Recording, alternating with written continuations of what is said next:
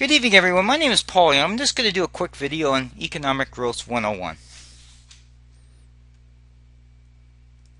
So, the economy is like a business. In a business, sales drives an economy along with cash flow. In the government, it's the GDP growth and the underlying drivers of that provides the government with the taxation, whether it's payroll taxes, consumption taxes, personal or corporate taxes, to drive the economy. Okay, that's how it grows. Okay, that's basic economics 101.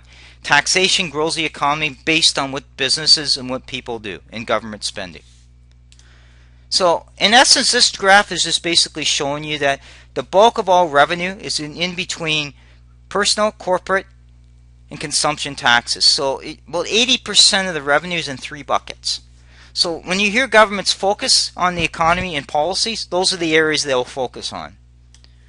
Let's talk about Justin Trudeau, because I know he's a lovable person, has a great personality, but is he a person of substance?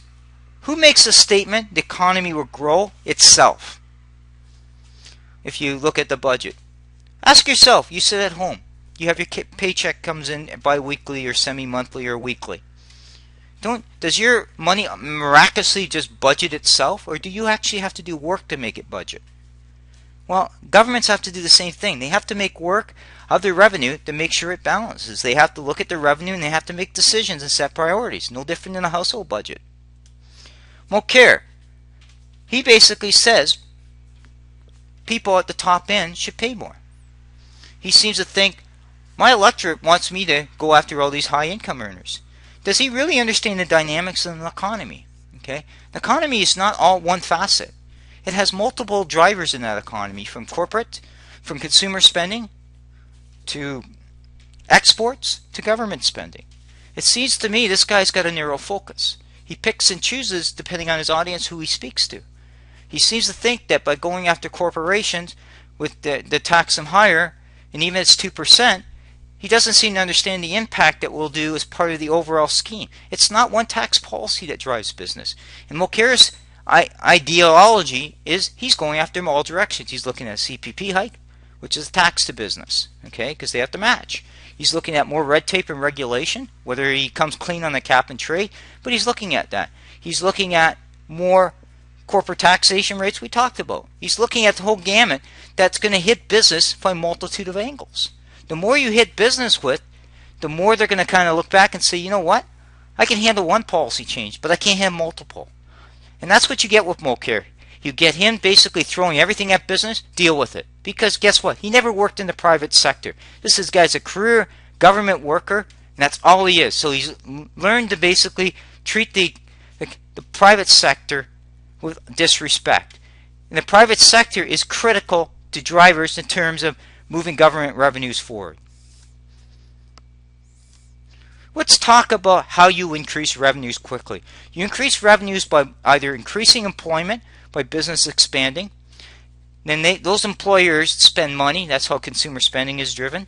Corporate taxation, by investing in the country, increases corporate taxations as they grow both domestically and internationally. You can hike rates, and that's what it says in both of those areas, but hiking rates don't necessarily always bring you that revenue over the long haul. They actually can reduce it. So that's why governments try to make sure they have the right mix.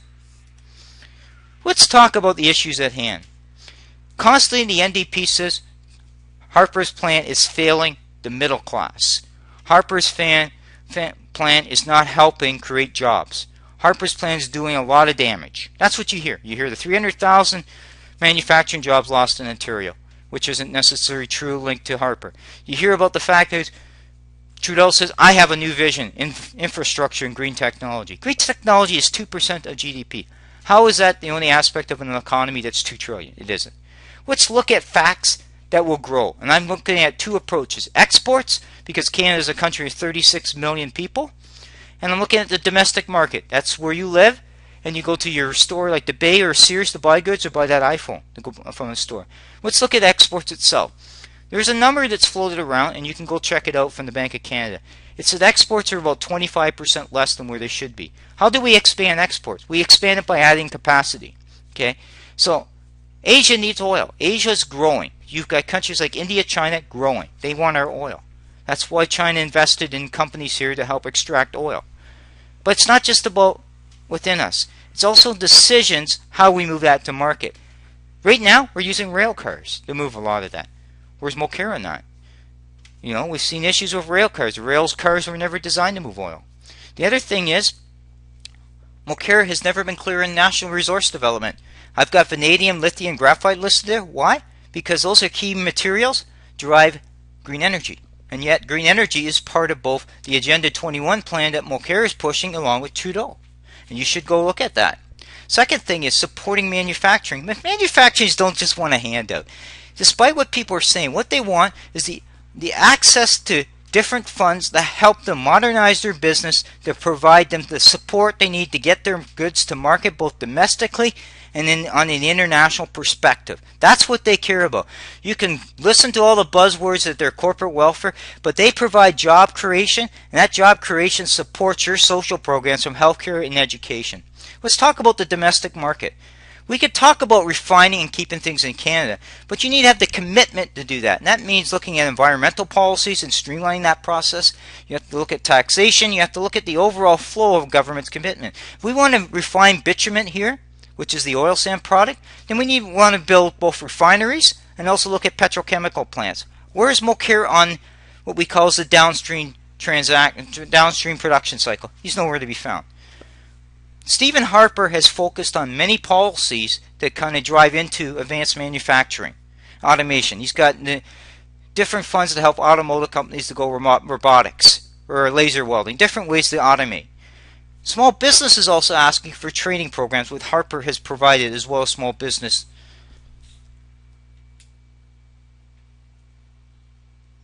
Small business loans and capital training.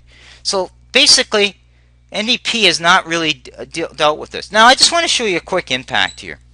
I estimate that exports are 25% low. Let's say over that 4-year period that the next government can raise the exports by 5% each year, or 6% each year. That would bring in about $33 billion of new business each year. Okay, each billion of export jobs drives about 5,500 new jobs. So I estimated the taxes using a 33% window is $3 billion in new tax revenue. I estimated the corporate tax is about $4 billion. So export-driven an economy would bring $7 billion over that mandate, $28 billion in new revenue. Now to get there, we need commitments both on investment trade policies and making key infrastructure investment and port development. And that's not been discussed either by Mulcair or Trudeau. Harper has made commitments to the Port of Montreal, Prince Rupert, other ports to move goods. The other thing I said is the domestic market. Now, I project it's growing at 2%. Again, it'll be driven by growth markets in both the economy as well as basically consumer spending in terms of taxation. Well, the way Mulcair is operating and Trust in Trudeau, they'll see a lot more cost there. So this consumer spending number actually could fall down a bit. And again, the amount of money that it's bringing in is negligible amount. The key driver of government is going to be taxation from personal to corporate taxation areas. That's what's going to drive the economy. This was a quick statement or quick video just to kind of give you an example of what you need to be asking as you go through and talking to your leaders as part of the election build-up.